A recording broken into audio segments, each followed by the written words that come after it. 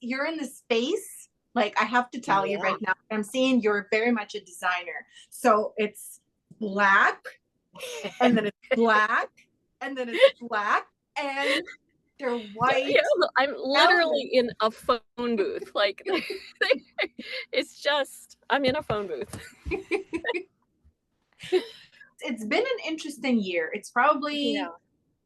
I don't want to say the hardest, it's one of the hardest years for me.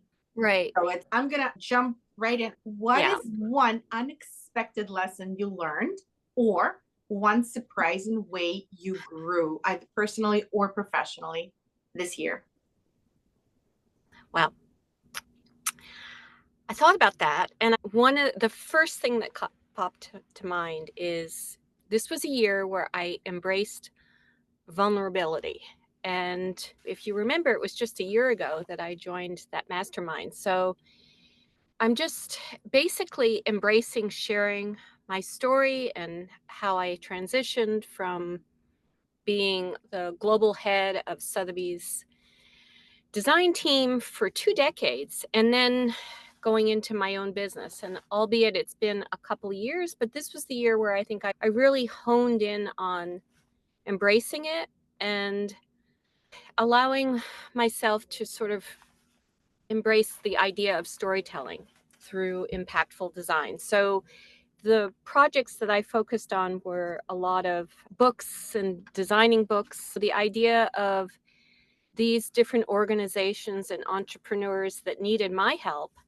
So I sort of embraced that as like, this is where I can go with helping potential clients, getting confidence in doing that, understanding that my unique journey allows me to help them transform their stories. So that's where I sort of felt like this idea of embracing vulnerability, because I was, I am, I still am. Well, we're growing every day. Yes. Yeah. And vulnerability is the hardest, especially if you are established in a certain space Yeah. and you're seen in a certain way, and Yep. then coming out with your story and sharing it is hard.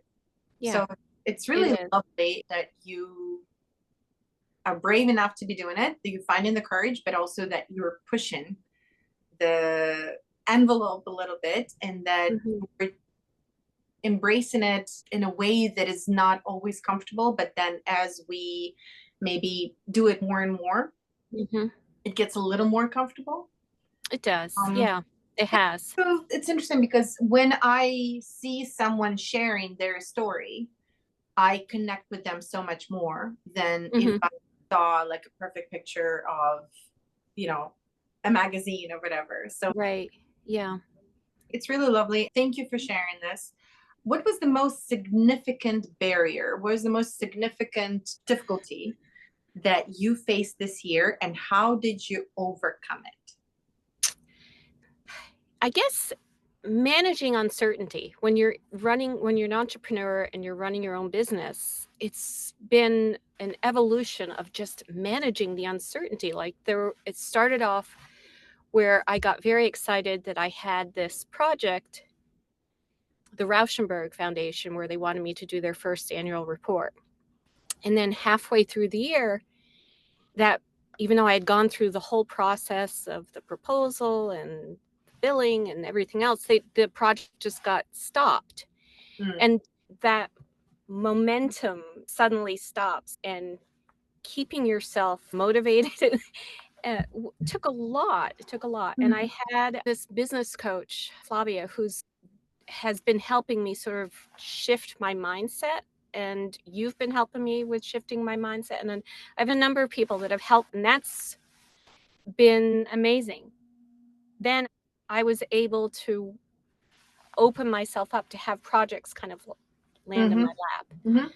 There were a number of projects that just allowed me to show my expertise, which then continued to build my confidence.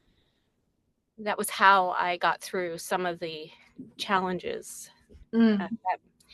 It's like I can't just wallow in all this self-doubt. You have Yeah, to sort of push it aside and say, you know sure. what, I'm good. And other projects did come when I opened myself up to that mindset.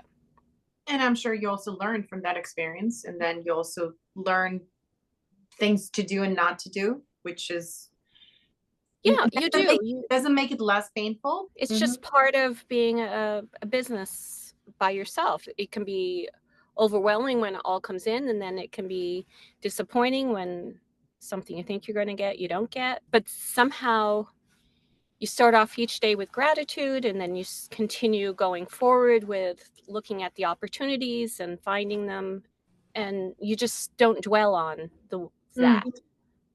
Um, If you could give your past self at the beginning of the year, one piece of advice, just one, knowing what you know now, what would it be? Trust the process. Ask for help. And visualize, like put the energy into visualizing what you truly want. That's what this year taught me. When I took the time to visualize, like I really, really want a certain type of project, Hmm. I remember calling you and saying, oh my God, this project felt like it just landed in my lap. I was able to work on James Tish's 25th anniversary book, which they're presenting to him today. It's just like a really interesting day that you're like the book delivered and it looks Yay. amazing and the client's happy. And she called the printer and I her design dream team, which is always so much fun to hear. And if I hadn't like trusted the process that something good was going to think positive, this is what I want, this is what I want, this is what I want, and then boom, it's there. And then I turn around and another project like that lands in my Mm. lap. And Mm. that hasn't gotten feet yet, but it landed. It felt like it came out of nowhere. And then a third one, So that idea of visualizing what you want was Mm. a key piece of advice for myself this year. Hmm. Yeah. So when you No, visualize in your head and then you I just write describe it it in your down. head, or do you? Write it down. I ask myself questions. Mhm. I even go to Chat GBT and I say, okay, this is what I Sure. want. And help me figure out ways to visualize it, and it will give you like 10 things to do. And it's, they're obvious things. You don't necessarily have to go that route to ask that question. But the other thing is being alone in your own business. It's turned into like this business partner where I'm like, well, what do you think? Sure. It'll write me back what it thinks. So I'm like, oh, okay, yeah, that's an interesting way to look at it. Or no, I don't agree with you. And so it's like having a partner that I Sure. didn't have before, which also has evolved this year with embracing technology and not being afraid of it. Yeah, you just don't underestimate the impact of clear intentions and visualization, because that Mhm.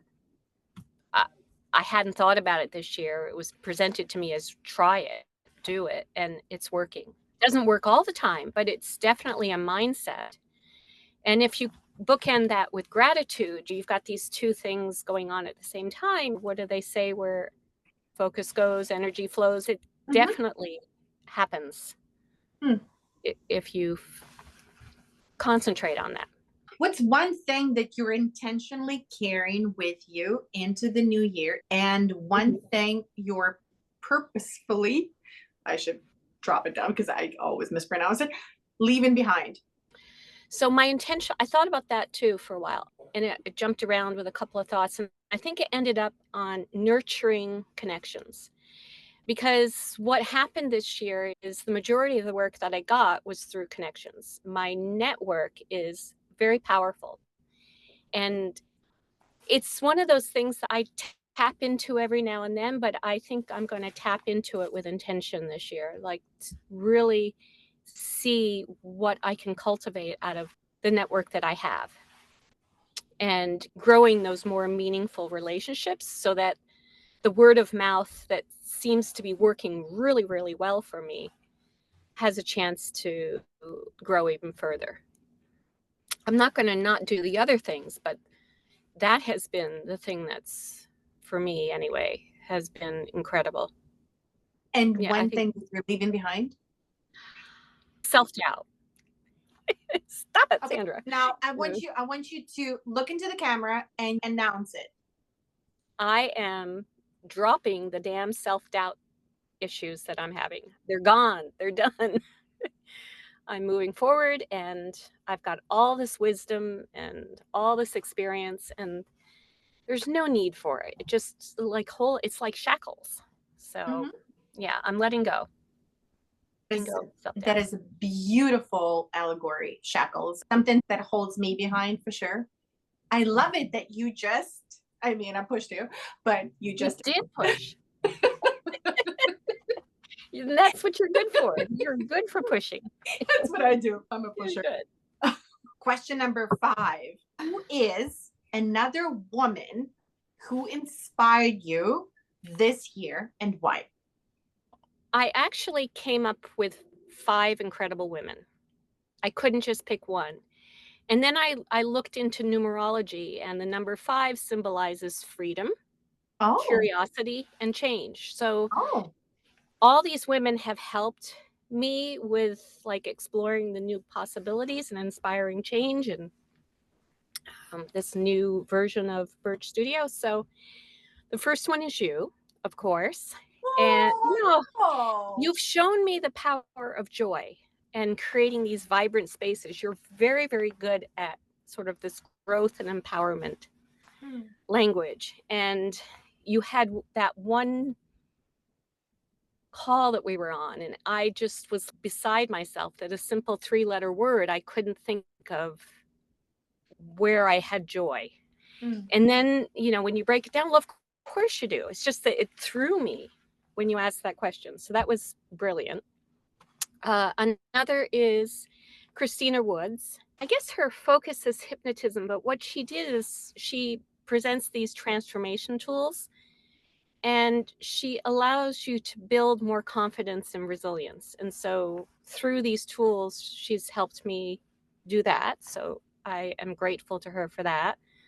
There's another woman, Julianne Bishop, and through her guidance, she's been able to help me simplify challenges for success, which is like she just took me through a whole lot of steps that just simplified all these challenges that I have in front of me. It makes them very, very easy to digest and to overcome.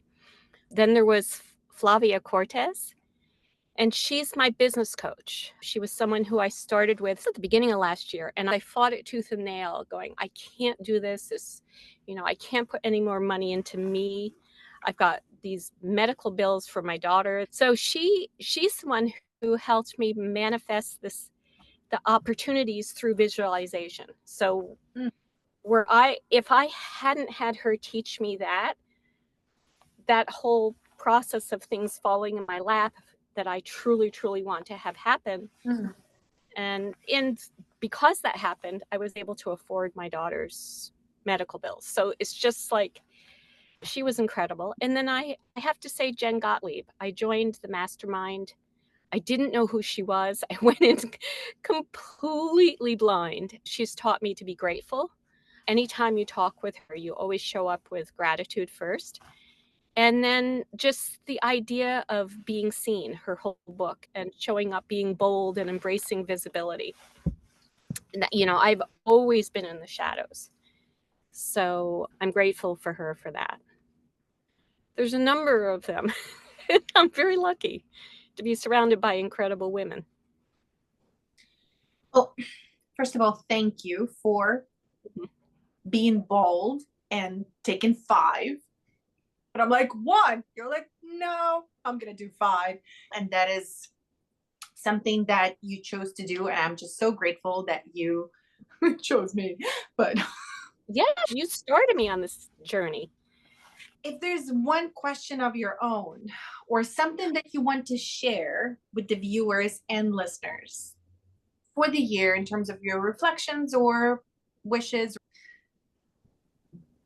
I think I would just, for the listeners, I'd like to just reflect on gratitude. It's just, that really is like, that's the be all end all of everything. You start your day with that, you end your day with that. And we're all so lucky to have each of us in our lives. You've got a great network, and I'm very grateful that things just happen the way they do. The people who come into my life and the reasons they come in are never really clear at the moment, but I'm very grateful for all the people that I get to meet daily and the things that just happen. It just always feels like things are happening to me, for me. It helps you then ground yourself in gratitude. Yeah. Thank you. You're welcome. So grateful to you.